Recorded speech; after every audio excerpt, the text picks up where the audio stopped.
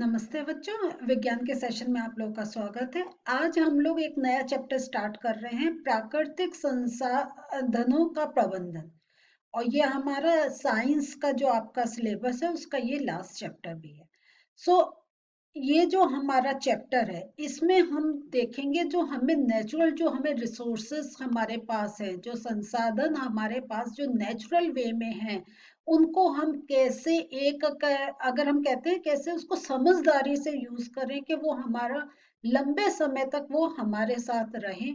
और जैसा हम लोगों ने इससे पहले वाले चैप्टर में पढ़ा था कि जो पर्यावरण है वो पर्यावरण में डिफरेंस कुछ अगर आता है, कुछ इशू होता है तो वो उससे हम पर इफेक्ट पड़ता है, और हम जो क्रियाएं करते हैं उससे पर्यावरण पर इफेक्ट पड़ता है। तो हम ये देखते हैं कि अगर हम ये एक बैलेंस बना के चलें तो जो हमें नेचुरल रिसोर्सेस मिल रहे हैं, जो हमें नेचर से मिल रहे हैं, वो लंबे समय तक हमारे साथ रहेंगे और हमें कोई हानि भी नहीं पहुंचाएंगे। चलिए इस चैप्टर को हम चलिए इस चैप्टर को हम आगे बढ़ाते हैं और ये देखते हैं कि ये जो चैप्टर है ये हमारा 6 सेशंस में कंप्लीट होगा। तो पहले सेशन में हम लोग इसका इंट्रोडक्शन लेते हैं और समझते हैं क्या इस चैप्टर में है। तो जो अब तक हम पढ़ चुके हैं, अगर हम कहें कि एक हमारी पहले क्लासेस में जो पढ़ा, इस साइंस में अलग अलग चैप्टर्स में हमने थोड़ी थोड़ी किसी ना किसी टाइप की जानकारी ली, या हमारी जो एक नॉलेज भी है उसके उस पर हम कह सकते हैं कि हम ये जानते हैं कि प्राकृतिक संसाधन क्या है, मृदा, वायु तथा जल है। तो ये मेन 3 हमारे पास नेचुरल रिसोर्सेस है। मृदा मीन्स मिट्टी, सॉइल, वायु एयर, एंड जल जो हमें वाटर मिलता है। और अगर हम देखें तो जितना बाकी जो हमारे रिसोर्सेस हैं वो कहीं ना कहीं इस बेस के थ्रू ही हमें मिले हैं। दूसरा जो हम जानते हैं वो है विभिन्न संगठनों का प्रकृति में बार बार चक्रण होता है। तो एक साइकिल सी चलती है, और वो जो है, और उसमें अगर कोई डिस्टरबेंस होता है तो एक हम कहें हमारा पूरा एक पर्यावरण पे इफेक्ट पड़ता है। और एक बात हम ये भी जानते हैं कि हमारे क्रियाकलापों से इन संसाधनों का प्रदूषण हो रहा है। तो चाहे हम मिट्टी ले लें, वायु ले लें, जल ले लें, हम इससे पहले वाले सेशन में भी हमने देखा कि अगर उस जगह कोई ऐसी प्रदूषण कारक कोई अगर कोई चीज नहीं है, तो लेकिन दूर कहीं है उसका भी इफेक्ट किस प्रकार किस माध्यम से दूसरी जगह जाता है और प्रदूषण फैलता है। तो ये सारी जानकारी हमारे पास है। तो इस पार्ट में हम क्या समझेंगे, हम ये देखेंगे कि हम किस प्रकार संसाधनों का उपयोग कर रहे हैं, किस कैसे कैसे हम उनका यूज कर रहे हैं, तथा ये जो हमारे पास संसाधन है का किस प्रकार उपयोग करें कि संसाधनों का संपोषण हो सके, उनको हम अपने लंबे समय के साथ अपने पास रख सकें, और हम अपना पर्यावरण को भी एक उसको एक प्रोटेक्शन दे सके।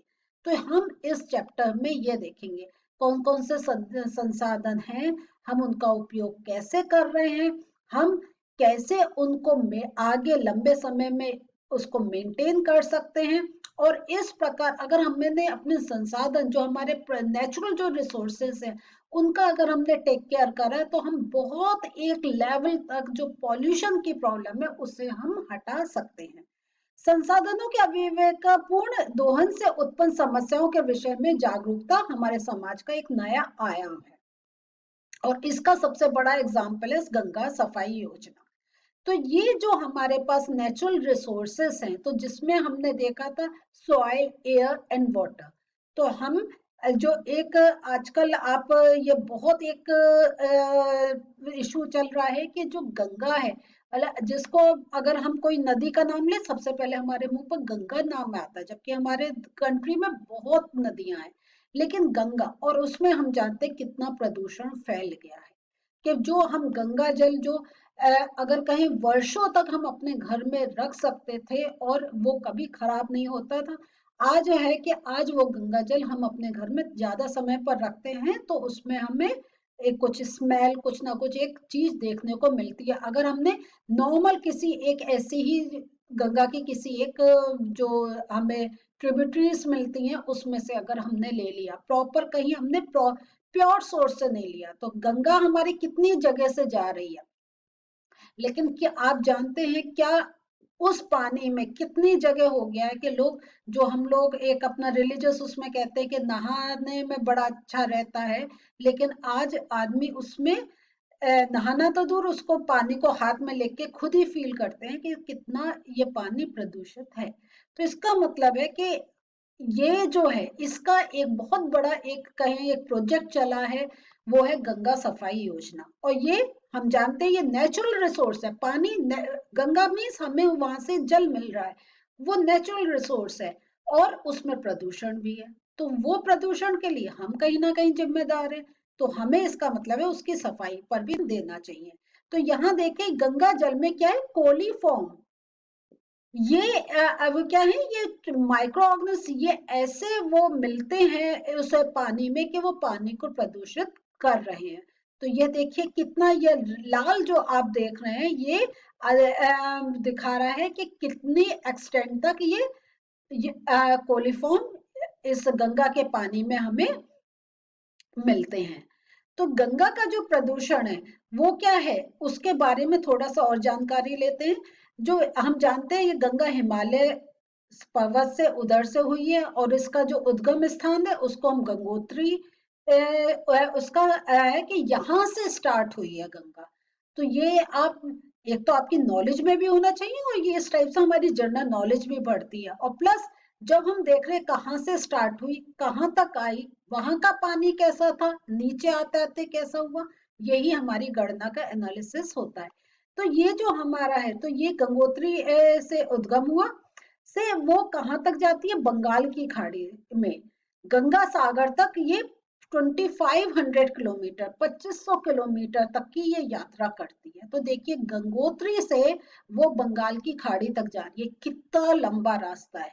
और अगर आपको अभी समझ में नहीं आ रहा, आपके पास एडवांटेज है, पॉज करिए, इंडिया का मैप खोल के देखिए और देखिए कितने लंबे रास्ते वो चल रही है। इसके किनारे स्थित क्या है, उत्तर प्रदेश से, बिहार से, बंगाल के 100 से भी अधिक नगरों के थ्रू ये चलती है। लेकिन उसमें क्या है, ये एक नाले में बदल गई है। ये देखिए कितना, मतलब जो गंगोत्री जो इतना प्योर हम गंगा जल मानते हैं, हम कह रहे हैं वो नाले के रूप में काफी शहरों से निकलती है। और इसका कारण क्या है, क्योंकि ये जैसे जैसे पहाड़ों से उतर के शहरों से पास हो रही है, शहरों की गंदगी जो पास में पानी का स्रोत है वहां डाल दिया जाता है। और इस प्रकार क्या होता है कि आप जानते हैं कि जब उसमें प्लास्टिक और केमिकल्स और ये सब जाते हैं, तो वो पानी उतना क्या होता है, रुक जाता है, बह नहीं पाता है, उसका रास्ते में वो होता है, और डिफरेंट टाइप के अलग पॉल्यूशंस उसमें होने लग जाते हैं। उसके साथ हम क्या करते हैं कि पहले गंगा स्नान का मतलब होता था, गंगा में स्नान करना, कि हम लोग सिंपल गए और पानी से ही अपने में उसके अंदर हमने उसको उसमें बैठे। लेकिन अब क्या है, लोग उसमें कपड़े भी धोते हैं, उसमें साबुन लगा के भी नहाते हैं। और इवन जो मृत व्यक्तियों का जो हमारा जो अंतिम क्रिया जो होती है वो उसमें जो डाल दी जाती है। तो इस कारण गंगा बहुत प्रदूषित होने लग गई। और जो हमारे उद्योगों से, जो हमारे इंडस्ट्रीज से जो भी उनके वेस्ट प्रोडक्ट्स हैं, वो भी जो पास में जो पानी का स्रोत है वहां पे डाल दिए जाते हैं। और इस कारण ये सारे कारण है कि गंगा में प्रदूषण फैल रहा है। तो अब इनको, ये गंगा का प्रदूषण पड़ा, लेकिन इसके साथ ऐसी जगह जगह डिफरेंट टाइप के प्रदूषण हो रहे हैं। तो उनको रोकने के लिए हमें क्या करना चाहिए, ये चीज हम समझते हैं। तो इसके लिए हम 3 R की थ्योरी लेते हैं, 3 Rs। 3 Rs क्या है, रिड्यूस कम उपयोग करिए, रिसाइकिल पुनः चक्रण, रीयूज पुनः उपयोग। तो एक किसी चीज का कम उपयोग करें, किसी का फिर से उपयोग कर सकते हैं, और पुनः चक्रण मीन्स उनको रिसाइकिल कर सकते हैं। तो इसको 3 Rs ये कॉन्सेप्ट है जिसको हम रिड्यूस, रिसाइकिल, रीयूज ऐसे करके बोलते हैं, और ये आप सुनते भी होंगे। तो अब हम किसी चीज का कम उपयोग कैसे कर सकते हैं, कि इसके लिए हम, जैसे हमारा इलेक्ट्रिसिटी का है, तो अगर हमें उस रूम में लाइट नहीं चाहिए या पंखा नहीं चाहिए, तो हम जबरदस्ती इन चीजों को नहीं जलाएं।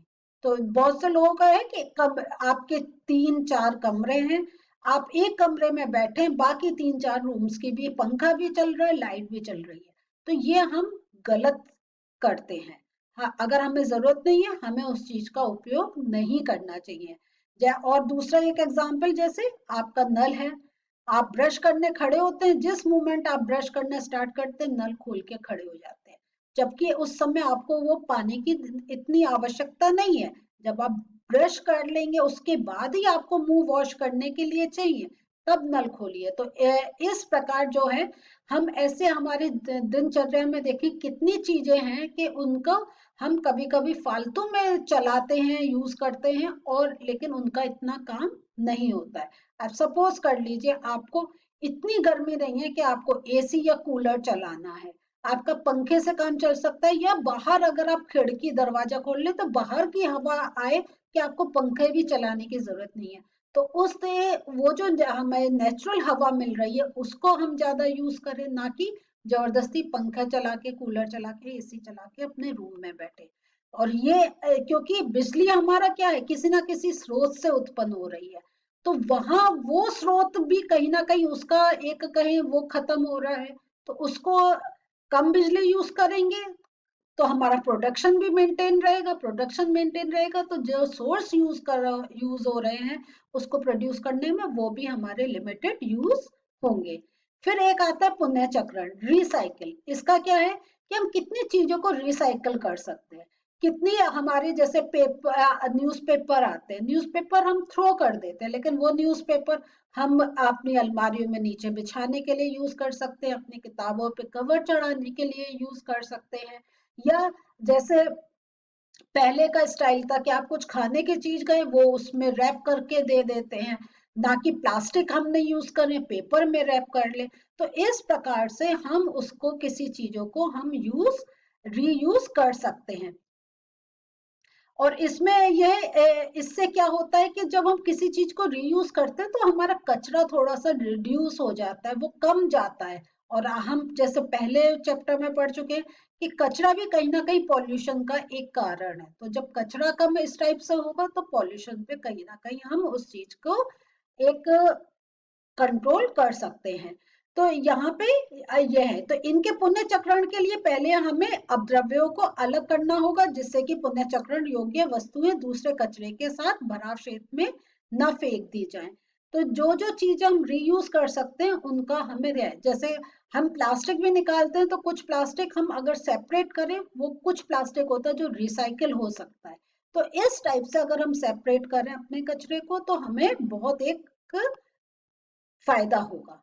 पुनः उपयोग, ये पुनः चक्रण से भी अच्छा तरीका, क्योंकि पुनः चक्रण में कुछ ऊर्जा व्यय होती है। अगर पुनः उपयोग के तरीके में आप किसी वस्तु को बार बार उपयोग में ला सकते हैं। जैसे अगर आपको किसी ने लिफाफे में कुछ रख कर दिया, तो लिफाफा फेंकने से अच्छा आप उसको अपने पास रखें, आपको किसी को देना है तो उसमें आप रख कर दे सकते हैं। जो हमारे प्लास्टिक के बॉक्सेस आते हैं, जो हमें डिब्बे में सामान आता है, वो डिब्बे हम घर में रख के और उसमें अपना सामान रख के उनको यूज कर सकते हैं। तो ऐसे हम काफी चीजों का पुनः उपयोग भी कर सकते हैं। हमें संसाधनों के प्रबंधन की क्यों आवश्यकता है, ये सब हम लोग क्यों कर रहे हैं, ये 3 आवर्स, प्रदूषण कम, ये सब क्यों कर रहे हैं? ये इसलिए है क्योंकि हम फ्यूचर की सोच रहे हैं, दीर्घकालीन हमारा दृष्टिकोण है, कि ताकि ये संसाधन अगली पीढ़ियों तक उपलब्ध हो सके। जो हमारे अब खत्म हो रहे हैं वो आगे पीढ़ी तक तो चलने चाहिए, इनके दोहन या शोषण से हम बचा सके, इनको खत्म होने से हम बचा सके। और ये भी सुनिश्चित करने की आवश्यकता है कि इनका वितरण सभी वर्गों में समान रूप से हो, ना कि यह हो कि कुछ लोग जिनके पास पैसा है वो उन रिसोर्सेज को यूज कर रहे हैं, जिनके पास नहीं है वो तब यह नहीं कर सकते, वो उन रिसोर्सेज को नहीं यूज कर पा रहे हैं। और हमें अपशिष्टों के सुरक्षित निपटान की भी व्यवस्था करनी चाहिए, क्योंकि फिर हम प्रदूषण के पॉइंट पर जा रहे हैं। तो ये हम कि आज जो हमें रिसोर्सेस है वो हम तो यूज कर रहे हैं, लेकिन आगे आने वाली जनरेशन तक वो कैसे चले, वो खत्म नहीं हो कुछ ही वर्षों में, इस बात का हमें ध्यान देना चाहिए। तभी जो हमने ये सब पढ़ रहे हैं कि हमें अपना जो रिसोर्सेस है उनका हमें बहुत एक इंटेलिजेंस वे में उनका यूज करना चाहिए। तो आज हम लोगों ने क्या पढ़ा, आज हम लोगों ने देखा कि पॉल्यूशन जो है तो वो पॉल्यूशन कोई मीन्स कुछ नेचुरल रिसोर्सेज खराब हो रही हैं, और नेचुरल रिसोर्सेज पे हम जाते कैसे हम निर्भर हैं, तो उनका संरक्षण हमें किस प्रकार करना है वो हमने पढ़ा 3 आवर्स के द्वारा। और उसके साथ इनका ये भी पढ़ा इसकी आवश्यकता क्यों है, क्योंकि अगर ये खत्म हो गए तो हमें जो एक कंफर्ट मिल रहा है लाइफ में वो नहीं मिल पाएगा, प्लस आगे आने वाली जनरेशन के लिए और बड़ा चैलेंज हो जाएगा। चलिए अगले सेशन में इस चैप्टर को आगे और बढ़ाएंगे। तब तक के लिए आप जो पढ़ा है उसे रिवाइज करिए। बाय।